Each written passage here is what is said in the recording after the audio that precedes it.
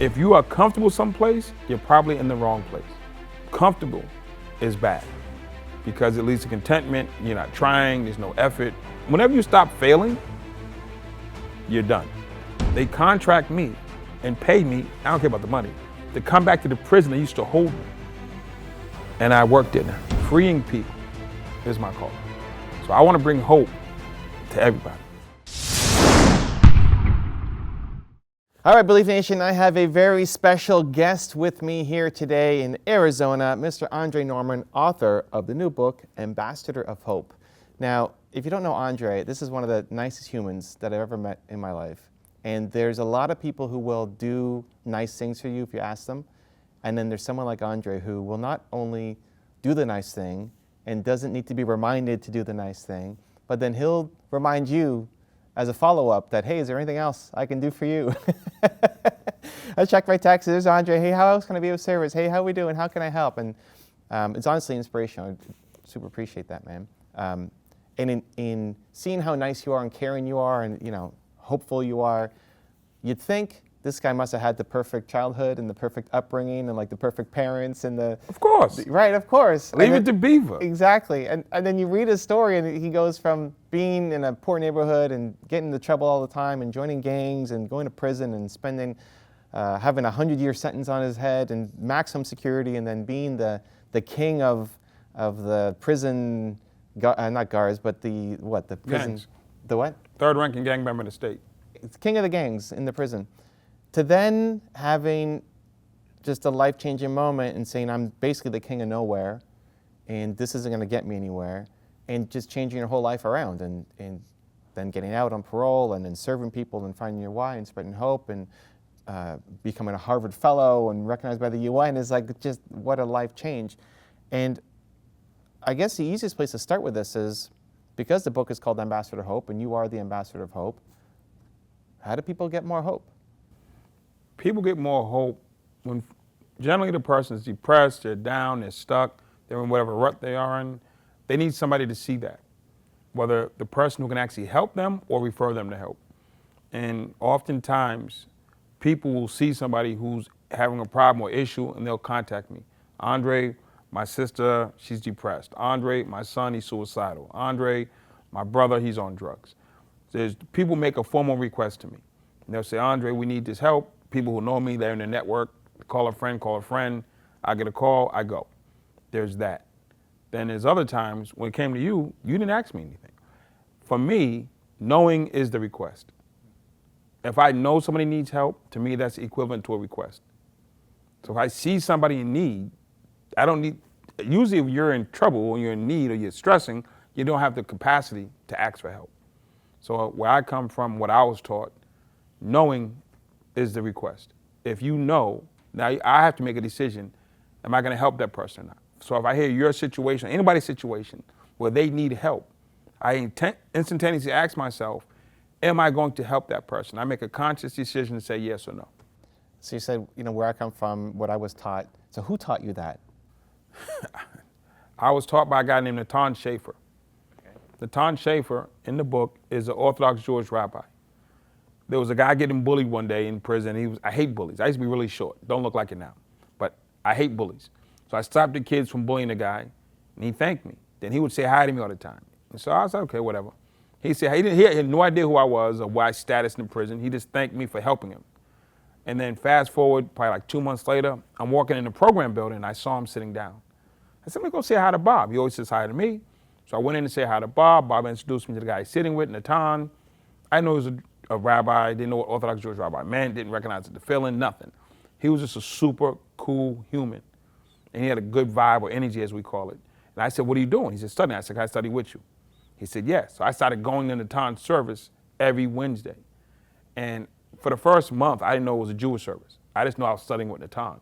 Until somebody told me I was in Jewish services, I didn't know. But Natan taught me accountability, respect, servanthood, caring, gratitude, forgiveness. He, for the most part, taught me how to be human. I'm curious how you got the identity shift to stick. So you had this identity of being the head of the gang. Third, no. I was not the head. I was one of the bosses, but I was not the guy. That'd be Dominic Williams. But okay, so number 3, but like, but even your whole upbringing in getting leadership positions, I guess, in different gangs and leading people and feeling the power and respect that comes with that, to then shift in your identity to be the guy who's here to serve and help. Like a lot of people will have this moment where they feel like, I want to change my life. I don't like where I'm going, but it doesn't stick. Doesn't stick. Because it's an identity thing, and you made it stick. So people have hit the bottom of the barrel, but then they hit it again, they hit it again, they hit it again, and that identity doesn't stick around. How did you make that identity stick?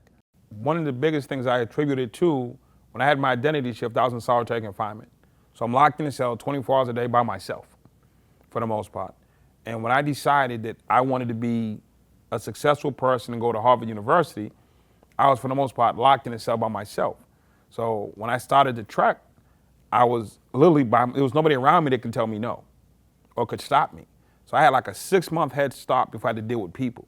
So I'm 6 months into the process of trying to be the Harvard person. Before had I been in general population and I had the epiphany overnight, I came out in the morning, the guys would be like, yo, let's go, we're going to sell drugs. Hey, we're going to beat this guy up. You're stuck in the middle of what you're in the middle of. Because I was removed and in solitary confinement, that was my blessing. Because I had the opportunity to actually marinate and sit on it and start to trek and had to be nobody. I didn't have to be Andre. I didn't have to be Andre the Invincible. I didn't have to be the boss. I was just a guy sitting in the cell by myself. So they put you in solitary to punish you, and it ended up being the thing that saved you. Saved, literally, because I was in there for 2.5, and I finally woke up. That last 6 months, I got a running head start. So when I finally did come back to population, GP, I'm already 6 months in. I got my GED already. I started going to counseling. I started doing all the things to get me started. I had and this kept going. How do you not think you're crazy when you say you're sitting here in solitary confinement in a prison, I'm going to go to Harvard? How does that not immediately then say, but all of your story and your past and where you came from, and that doesn't hold you back? I sat in the cell. When I had my epiphany and realized I was a king of nowhere, I said, I don't want to be here. This is a waste. Being in prison is stupid. And there's way more prisons than just a penitentiary. People are locked in relationships, bad jobs, all kinds of stuff. My prison was actually the penitentiary. When I realized that I didn't want to be there, I said, I want to be free. Easy thing. I want to be free. I want to be away from him. I want to be away from her. I want a different job. That's the easy part. Then I looked around at all the guys, white, black, Spanish, the guys working in the church, the guys working in the kitchen, the guys that work in the yard, the smart guys, the chess players, the ball players. I looked at everybody. Everybody went home. Everybody came back. Not one group got free and stayed free. So I said, free doesn't work. I don't want what doesn't work. So I said, okay, well, what's next? Who doesn't come to prison? Successful people. I said, so if I can become successful, I won't come here. Then I said, well, where do successful people come from? College. So I said, I just need to go home and go to college, and I won't have to come back here. I picked Harvard because it's the only school I knew the name of. Okay. I'm from Boston. It's down. I used to ride my skateboard there when I was a kid. So I didn't pick Harvard because it was Harvard. It was literally the only school I'd ever heard of. That's branding on their part. So many people end up in solitary, and they don't have this moment. I had my moment. And when I went out and I told my friends, or you call gang members, yo, I figured it out. I'm going to go home and go to Harvard. They wanted to laugh at me. Right. But I had a habit of stabbing people. Okay. So only you got away with laughing. Then they tried to talk me out of it. Oh, Dre, you can't go. You're black. You're a gang member. You're in the hole trying to kill people. You're a psychopath. They told me all the reasons I couldn't go. And what they were really saying is, don't leave us. What they were really saying is, misery loves company. Hey, let's go beat up somebody. They're down. Hey, let's go stab somebody. They're down. Hey, let's go do this. They're down. Anything negative that would ruin our lives, they were all in favor for. If I wanted to start a riot, they ride with me in a minute. If I want to go beat somebody up, they ride with me. I want to go kill somebody, they're down. The moment I said I want to go fix my life, they're like, oh, you can't do that. They believe in a system of casting where this is where they belong. And I didn't believe that. There's a lot of cool sections in the book, and we'll read a couple and just get your take on it because I found it interesting as I was pouring through. So page 63, talk about doubling down. You say, it was in my nature to be the best at whatever I decided to do. Therefore, if I was ever going to be a F-up, I was going to be the best F-up ever. And what was interesting is there's so many people who've got so many talents. Like you got all these leadership positions, and you had drive and ambition. Like, I'm going to go be the best. Right. But just pointed in the wrong direction. Complete wrong direction. Right? And so a lot of times it's just, hey, let's take our skills and abilities and ambitions and just shift the direction and go forward. How do you, if somebody feels stuck or lost or doesn't have hope, how do they identify some of those characteristics or traits or skills that could point them in a different direction? Environment is huge, but the seeds that are planted in you are even bigger. My mother used to tell me, boy, if you take 10% of your energy and point it to something good, you turn this world upside down. I just never listened. I stayed where I felt comfortable. If you are comfortable someplace, you're probably in the wrong place. Either in a nursing home about to leave this planet, or you're in the wrong place. So comfortable is bad because it leads to contentment. You're not trying, there's no effort. So it doesn't matter where you are. If you are comfortable, you're not being challenged, you're not being pushed, you're not having bad days, you're not, whenever you stop failing, you're done. So if you don't have hope, the first thing that says, look at your environment. Are you in an environment that's challenging you? Do you have a goal that's challenging you? Do you have people around you that are pushing you? Or do you have people around you that are pulling you? And just doing a complete assessment. And then when I came up with my goal of going to Harvard, and nobody believed me, I looked in the mirror, I said, what's inside of me that's stopping this from happening? Because all too often, I would go to my friends. When I first got the epiphany to go, I went to my friends and they shot it down. I went to my mom, she shot it down. My grandmother even shot it down. And we go to people who don't have the vision or the hope that we want, and we get reinforced with what we don't want. So there is somebody who will reinforce your goal. It might not be your friend group. So I had a GED teacher who I didn't know, came down, and I told her my goal. She said, that's a great goal, Andre. You know why? She's a teacher. You know what teachers do? They encourage. You know what friends do? They concern themselves with where they are. Teacher, encourage. Chaplain, the rabbi, encouraged. I got people who are encouragers around me and started talking to them versus just my friend group. If somebody feels stuck, how do they find the thing inside them that they're good at something, that they have a skill, they have a talent? It's just, again, maybe pointing in the wrong direction. How do we find that thing? Forget the skill and talent. What I'm doing now, there's very little correlation between what I thought of when I was sitting in that cell. What I said when I was sitting in that cell was, I want to be successful.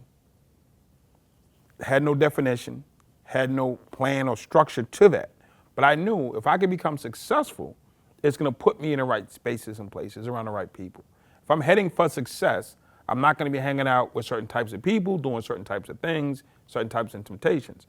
So I just get a goal in the sense of I want to be successful. I want to be healthy. So I want to be healthy. I'm on a health kick right now. So I'm not eating vegan. I'm not eating all the rest of the stuff. I'm just eating better than I was before. My worst days are now, let's bump those up. There's great days, I eat wonderful stuff. Then there's days I eat horrible stuff. We had a speaker yesterday said, hey, just eliminate the low days.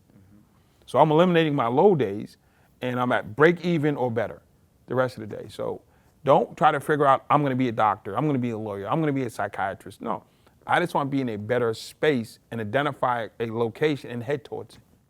Well, and to your point about environment mattering, you also traveled with your trainer. Yes. He's here helping push you and doing your workouts and making sure you stay on track. Because for years, I'm going to work on my health. I'm literally on the road every day. So my phone rings, I fly to Baltimore. My phone rings, I fly to London. My phone rings, is somebody someplace with a relative in crisis every day. So whether it's professionals or regular folks, my phone rings, come help. So I go. I was coming here I went to Boston, I got called, I had to go to New York. Left New York, went to Richmond. I was supposed to go from Richmond home to change my bags. I got called to go to Baltimore. Then I had to ship half my clothes home so I can fly to Phoenix. I haven't touched home in about a week and a half. So my trainer would have been sitting home for a week and a half talking about, where's Andre? He's doing crisis management. He's saving people's lives. So I finally came to the conclusion of, it's so much easier to have him fly with me because I'll never be home. Simple solution, but it took about a year and a half to get to it. And so for people who will resonate with the story, like, yeah, my friends don't support me, they want to stay comfortable, they're not happy, they're negative, but they don't know who to turn to. They don't have a teacher, they don't have a rabbi. Like, how do we find some person who can help inspire us or give us hope? one of the reasons it made me reach out to you when I say, do I help this person? I say no a lot. I don't say yes to everybody. Even though you don't know, I'm sitting home and I'm watching. I think we were on a meeting one time, you mentioned your circumstance. I hear this, everybody mentions their circumstance. And every single time I heard circumstance, I say yes or no if I'm going to step in or not. One of the things that made me say yes is A, you're a giver. B, you're super humble. B, you're super giving out great vibes on your channel and in life every day. I've never seen you not try to help somebody. So these are the things that I saw when I saw you. And how do you not help that person? I teach people, be the thing you want people to be for you. If you want a mentor, are you mentoring somebody? You want a coach, are you coaching somebody? You want to make money, are you giving money to other people? It can't just be a one-sided thing. Because if I'm just giving to you and you're a stopgap, then it's dead in the water. I wasn't a church guy. I'm walking through prison one day. I walked up to a door and it was like a Bible study going on. For some reason, I stood outside the door. I'm trying to find somebody. And the pastor, chaplain's in the room preaching the Bible study. Never forget this. He said, be a vessel. In this instance, let it pour into you, then you pour it into somebody else. It wasn't a church thing. It was a lesson. Be a vessel. And of all the places, that stuck with me. I don't know why, but it did. So when I see people who are vessels, I have no problem pouring into you because I know you're going to pour it into somebody else. And my goal is to help people. So if it's directly or indirectly, it's all the same. Who would you pick as some of your heroes right now? My heroes? Oh, we're in Genius Network. Joe Polish is a different hero. That's a brother to me. Joe Polish met me at a down point in my life. I was restarting, trying to find my way. He met me. He heard about the work that I did. And he said to me, Andre, what do you need to live? I told him. He says, I'll pay your bills for the next 5 months. Met me 5 minutes in. No story. I didn't ask for a dime. He just said, I'll pay your bills for the next 5 months. And 4.5 years later, we're still together. Because we didn't connect on business or marketing or advertising. We both love helping people. And I know if you gave him an option of either helping people or business, he would choose helping people. So that's where we connect. We don't do any business together. We don't have any deals together. The only deal we got is Genius Recovery. And when somebody calls and need help, we go. So, hero. I'm Natan Schaefer. Still in my life. Still in my life. I collect mentors. I can list off every mentor. The best man at my wedding was a prison volunteer, Pat Dempsey. Deacon John McMillan was one of the guys at my programs that was helping me out. Tim Allen. The day I came home, I met Tim Allen, and he started studying with me and mentoring me and helping me out. Tim Allen's a mentor. Ken Marin. I can go down the list. And then Dominic Williams and Will Dunn. These are two guys I've been working with and friends and brothers with for 20 plus years. I've been following Dominic around since I was 12. I met Will when I came home the second day. We've been together ever since. My favorite sister, Imani. My other two sisters get mad when I say that, but she's my favorite sister. It is what it is. My son is a mentor to me. He's living a life that I always wanted. He goes to a great school. He skis in Switzerland. He goes on wonderful trips. He's getting good grades. He's going to go to Stanford or Columbia. That's so encouraging to me, not just as a dad, but as a person.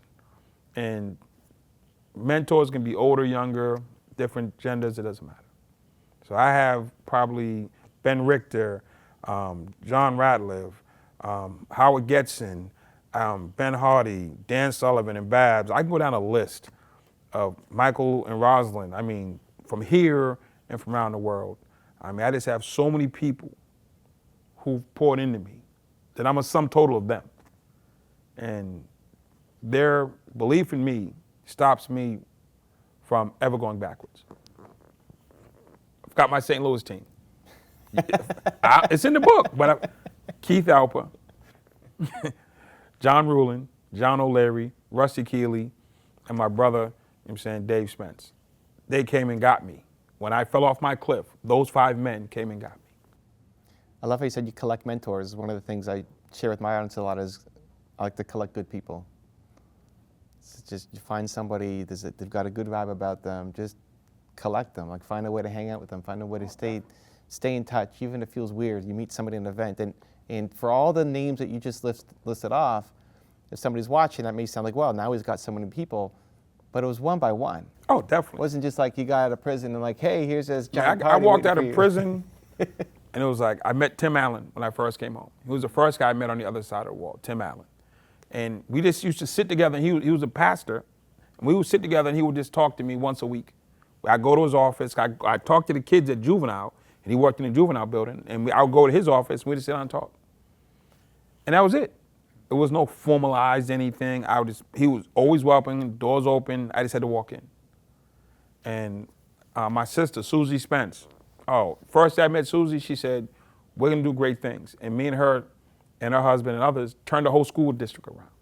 Then we came back with Dan Curran, and we turned Ferguson around. When Ferguson riots happened, me, Dan Curran, and Susie actually did that work. We went into the streets of Ferguson at 2 o'clock in the morning. So I got a little white guy from St. Louis, but he cared. I'm saying the mentor thing, Andre, all your mentors are black, almost none of them are black. I'm pro-black every day of the week, but a mentor to me is somebody who cares, has capacity, has character, has consistency, and that you can believe in. If you happen to have the same color as me, cool. But if you don't, I'm not gonna turn my back on a great mentor just because you're not the same color as me. I love it. Okay, let's do another reading. Got some good stuff in here. Okay, this one I love. So chapter 6, page 99. So many people wake up and say, I'm not going to drink anymore. They wake up and say, I'm not going to use drugs anymore. They're not going to gamble anymore. They're not going to cheat on their taxes anymore. They say it definitively as though speaking it into existence will make it happen, but willpower alone doesn't work. Ben Hardy, shout out to Ben. Willpower doesn't work. If that's the case, I'd be 210 pounds. Yeah. If I could just say it. You actually have to develop the habits, develop the routine, develop a system, be in an ecosystem and environment that supports it, or at least prison didn't support my goals, but if you can put yourself in a positive ecosystem, that helps. There are things you have to tangibly do on a daily basis to be successful. You can't write yourself one letter, you can't give yourself one affirmation and it happens. It's an ongoing daily struggle to be great. And the question is, not can you do the ongoing daily struggle, but do you really want to be great? I can sit here and say, there's 20 million people, hypothetical number, from 1980 to today who've been relieved from prison. I would put my resume next to any of them and would hands down shatter them if it was a contest. Because I came out not to be number 2,000, not number 3,000, not number 4 million. I came out to be number 1. I know in Canada, y'all don't push like that. It's an American trait. I want to be number 1, and I would stand with my resume next to any man or woman who've been released from American prison the last 40 years and say I shattered them. Because it's a competitive thing. But I compete with me. I'm actually competing against anybody else. I'm competing with me. Can I be better than yesterday? Can I be better than last time? I've been doing suicide interventions for 20 plus years. I haven't lost anybody. Would Andre sitting in solitary, if you were to go back and look at him now, like would he say, yeah, I'm going to go do that? This wasn't the plan. Yeah. This was me. When I first came home from prison, I worked with black kids only because it's where I felt comfortable. Like I said, if you're comfortable, you're not growing. Then I got challenged to work with black boys. Then I got challenged to work with girls, which was, I don't know anything about being a girl. I went to work with girls. They had a horrendous storyline. Domestic violence, molestation, is just horrible. Prostitution, crazy. Then I got challenged to go work with white kids. Like, I don't know, white kids got everything. Why do I need to go help white kids? I help kids who are getting shot, kids who are parents are smoking crack, kids who are living in war-torn cities. Why am I going out to the suburbs to work with white kids? But then I went, and white kids drank, smoked, got bullies, cut up, same problems we have, just in a bigger school. Then I got challenged to go work with businessmen. I'm like, why am I going to work YPO, Young Presidents Organization, and EO? Why am I going to work with these white businessmen? They got everything. No, they drink, they smoke, they cheat on their wives, they're stressed out, they cheat on their taxes. And I got to the point where I said, no longer will I judge somebody based on my ignorance. I just show up. But in the beginning, my goal was I stay where I'm comfortable. Then I grow from that. It was okay for me to only work with black boys in the beginning because it's where I was comfortable. Then when I got that down, then the next challenge came, and I accepted it. I got the girls down, the next challenge came, white kids, and I accepted it. The next challenge came, I ended up going to Guatemala and helping kids in Guatemala. I started Costa Rica, Honduras, Saudi Arabia, Sweden. If there's people over the world who need help, and if we think in terms of our town or our tribe, then you're shortchanging yourself and you're denying so many people. That's a great section in the book where you first get challenged to go and help the white kids instead of just sticking to your community and then realizing, oh my gosh, I mean, they're just human too, and everybody needs hope. And the crazy thing was, my rabbi, my mentor, all the people who were my mentors in prison, for the most part, the outsiders are all white. So when I got asked to go help white kids, I was like, no, I'm not doing that. It doesn't make sense. I've been getting help from white people for like 10 years now, but I couldn't see because I was comfortable where I was. And I didn't see the craziness of saying I'm not gonna go. These could be their kids, and how could I not go? But again, we go with what we know until we're challenged, and then you have to accept the challenge. You're gonna be challenged to grow. You're gonna be challenged to expand, and you have to do. I did an interview 2 months ago. I'm in New York, lady comes in, she sits down, she says, hi, my name is Jane, and my pronouns are she, they. I'm like, okay, what does that mean? Whole interview turned into her explaining to me the queer world, pronouns, and everything goes, because I legitimately didn't know. And the same thing, like white folks, when George Floyd died, they didn't know black folks had it that bad. My phone rang off the hook after George Floyd died. All my white friends wanted to know how they could be helpful, how did they miss it, what could they do different, whether it was a company or a person or individual. And I'm sitting here with this lady, and she's explaining this whole world to me. I had nobody I can call. I'm just clueless about, I hear the labels and the tags, but I'm clueless. I'm not in that community. So I believe the same way white folks felt about black folks when they got introduced to a reality. And I asked a question. I believe we've been waiting 400 years to have the race conversation. When George Floyd died, it opened the door and the phone started ringing. So I told all my black friends, answer the phone. Answer the damn phone. Answer these people's questions. We've been waiting 400 years for this conversation. Get off pride, get off anything. Answer the damn phone and answer these people's questions so we can finally get to reconciliation and healing. What were some of the more surprising and more powerful questions? It wasn't so much, it was like, we didn't know that black life, because when you watch George Floyd die, it was during the pandemic, the entire world was watching at the same time. It's not a Rodney King where you saw it on tape delay or you saw it on the news and they could take it down. With social media, everything was right now. The whole world saw the same thing at the same time and was shocked. And they were like, okay, this is just so wrong. But now who do I ask and who do I process this with? If you're white in Utah or Montana or New York or LA, you feel funny about calling your black friends to have this conversation. My friends called me. They said, well, Dre does this for a living, he helps people, and they started calling me. I had people's kids call me crying. I had no idea it was like this, and you saw the world from this vantage point. That every day you walk out your door, it's a concept of you might die. Or your son goes out the door. You're worried about he might get pulled over and die.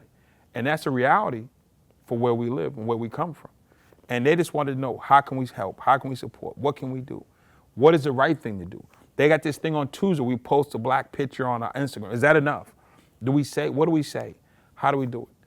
And we just walked them through. How do you actually make a difference? How do you impact people and be sensitive?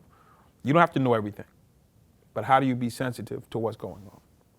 And you think it's had enough of a ripple effect? I believe more people need to pick up the phone and call, and more people need to answer the calls. There's power in division. You're feeling bad right now because you've been humbled or exposed or shown that you didn't know something. I have a choice as a black man or as a person who's on the other side with the answer. I can hold the answer over your head. I can give you the answer and let you be free. There's two ways to teach, independence or codependence. Holding it over your head is codependence. Now you're dependent on me because I'm gonna keep playing games with this little thing. Or I can give it to you, just let you be free. I don't believe in teaching for codependence. I want everybody to be an independent person, stand on their own. And I just believe in everything else, people see opportunities. I saw an opportunity to heal, someone else sees opportunity to exploit. And that's just how the world works. So in going back to the willpower, is not enough to make the change, what was the most consistent habit that you were doing to remind yourself that this is possible for you? I just kept my goal and kept my one goal of Harvard University in my forefront. That's it. So when I got my GED, I didn't quit. When I started going to college and prison, I didn't quit. When I graduated anger management, I didn't quit. When I got a job working at Harvard, indirectly, like speaking on the campus, I didn't quit. When we started working with the White House, I didn't quit. When I became the top-rated speaker at YPO, I didn't quit. When I joined EO, I didn't quit. When I called me to 30 different countries, I didn't quit. Then in 2016, Dr. Charles Ogletree called me, and he awarded me a fellowship. Then I was in trouble because I had nothing to go for. But then, 25 years from the day I said it, this too wouldn't happen. And I had so many achievements and accomplishments along the way. I tapped out. I did great. By any measure, I've done great. But again, I'm not competing against you. I know what I said to myself in that cell.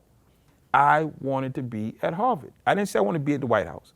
Didn't say I want to be at London Business School. Didn't say I want to be in Australia or Saudi Arabia. I said Harvard. And I'm not backing down off that. And when I got there, it was like when I got my email, anorman@harvard.edu, and I got my little desk and little plaque, I'm on fire because it took 25 years. But that was my goal. The hardest part was achieving it, and I had to find another goal. Right. That was the hardest thing because it kept me focused for 25 years. And what's the new goal? The new goal is mass incarceration. There are so many people locked up. And I say mass incarceration, definitely 100%, the 2.2 million people incarcerated in America need to be revisited. And is that the right system or the right way? Then I extend beyond that. I go to people's houses and help them free from the prisons that they live in. The prison of alcoholism, the prison of drugs, the prison of, sex addiction, whatever, gambling addiction, the prison of whatever you're in. I used to think, like I thought black boys were my calling. Freeing people is my calling. So I want to bring hope to everybody. So it's like, well, Dre, why are you in Genius Network? Those people aren't going to prison. No, they're in a different type of prison. So I go from Houston to New York to LA to San Diego to Montana. I was at a conference last year, and a lady came up to me. I came on stage. They paid me to come on stage. I got on stage, I looked at the audience, I said, they don't want to hear my story. I felt the energy from the crowd. I started talking, I said, how are your kids? How are you doing?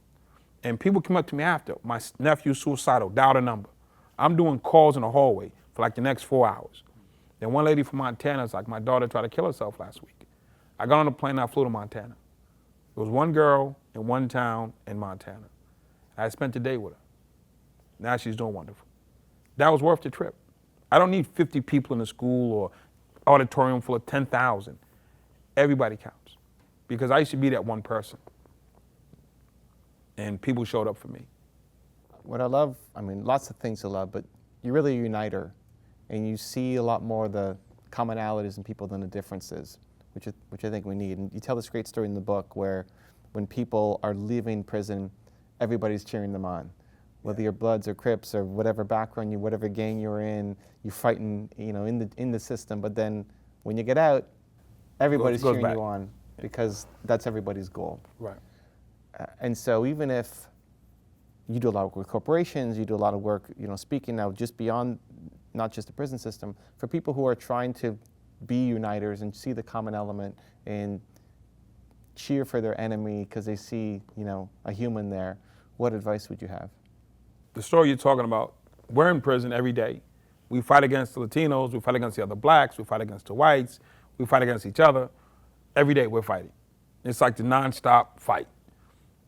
Every morning, Monday through Friday at 9 o'clock, they announce the names of people who are going home. They say, Evan Carmichael, John Stanley, John Roberts, Bob Smith, report to the gate.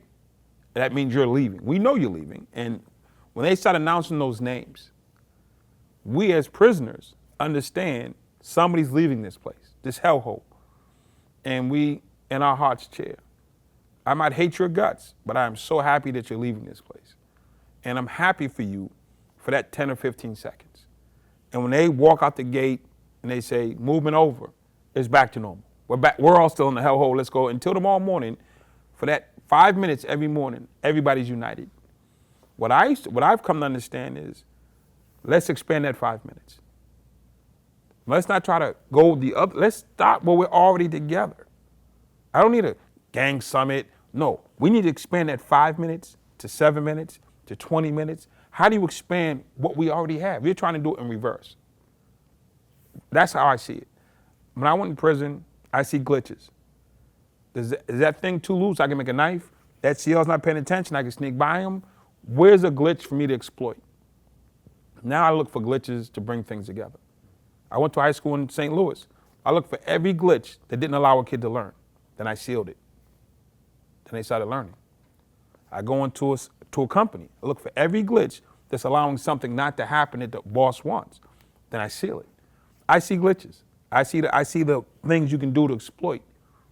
So I use the same skill set from prison by using companies now to seal those holes up that they can't see.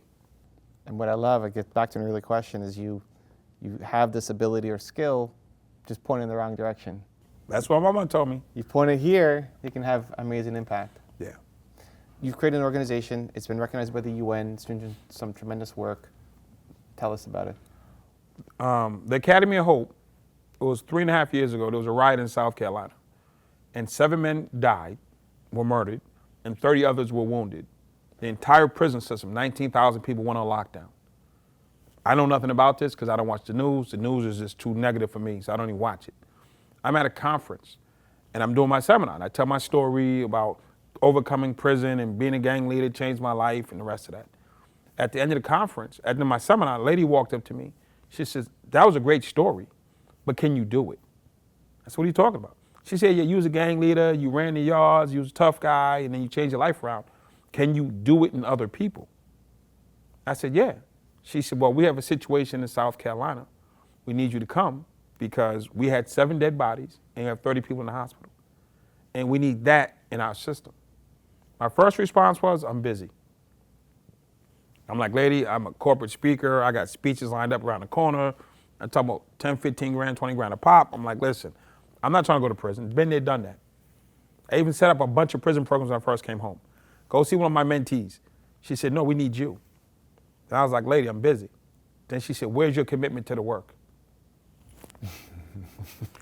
Called my assistant, Brianna, cancel everything. We fly to South Carolina. And we go inside and we start talking to men. Over 6 days, 10 prisons, 8,000 prisoners came out of the cell for the first time in 5.5 months. And they were responsive to the message. Because my message wasn't to whites or the blacks or the Spanish or the Crips or the Bloods. It was to the people. I speak to people. And I spoke to them the 5 minutes. The 5 minutes when we're all together, I came in and I spoke to the 5 minutes. And everybody identified. Then I came back and we set up a program in that facility. It's been running for almost 4 years. We went from 7 dead bodies to 1 fist fight. We went from inmates hating staff or not liking staff to one of the guys in our program saved the CEO's life. He was in the process of being murdered, and one of our guys stepped in and saved his life. When they asked him why he did it, he said, "Right is right, wrong is wrong. What I saw was wrong." That's always been his motto. We just expanded who fit into the right and wrong. There was a time the CEOs didn't fit into his right and wrong. Now they do. We didn't change him. We just expanded that 5 minutes. And we included people that weren't included before. And we've been there 4 years, and it was almost a year ago. I come from Massachusetts, reached out to me. And the commissioner reached out and said, "Andre, come home." And the unit in that book that you hear me talking about living in, going to get my hamburger, all that stuff, I now run that unit as a contractor. They contract me and pay me, I don't care about the money, to come back to the prison that used to hold me. And I work there now. And I walk through the hallways, they're like, "Him?" She got a lot of like, "You're bringing him?" She said, "Yeah." That's who they need to see. That's hope. We're authority. We're possibility. We're chances. He's hope. When he walks through here, he's literally hope for them. And to her credit, in Massachusetts, to the director's credit in South Carolina, Brian Sterling and Carol Michi, they wanted hope. They wanted better for their people. And they came to the point to say, well, I can't deliver hope. They can deliver programs, classes, better food, better this. They can't deliver hope. Hope comes from inside. And I've had countless commissioners and directors of corrections and sheriffs say, we want hope, and your presence is that. So for me, it's like super humbling that I get to be that guy. You've done so much to help people, either in this video, spread more hope, or the people you've actually touched individually. If they were to hold you in their prayers tonight, what would you have them pray for? For me, one, I get my health together. Real talk, need better health. Health is wealth, and I need to be healthy. More healthy than I am, and I am doing better, but I'm not done. I've set a goal, the same way I said I want to go to Harvard, I set a goal, 225 pounds. I'm en route. It's fixed to the wall, and it's non-negotiable. And it's not hopefully going to take me 25 years to get there. I don't have 25 years. I work every day for men and women around the world to do and be better.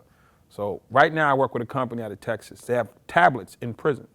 So I collect trainings and poems and music, and I put them on the tablets for the guys and girls in jail.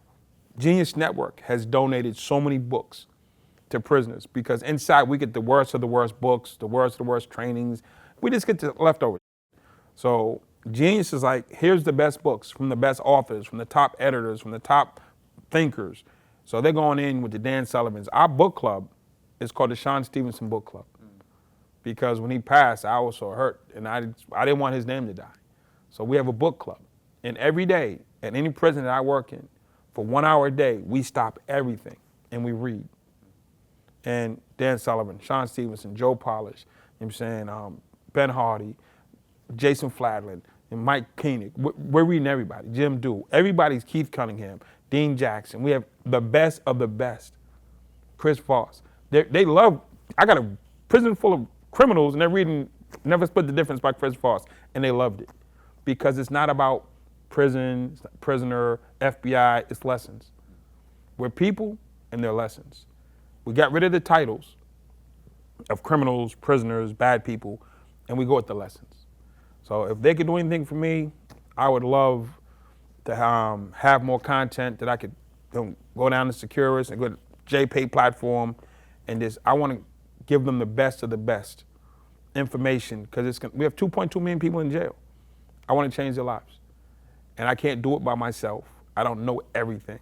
So if somebody's out there as a specialist in whatever area, I don't care if you do pottery, if you fix cars, you know what I'm saying, you fly, I don't care what you do. Somebody in jail loves what you love.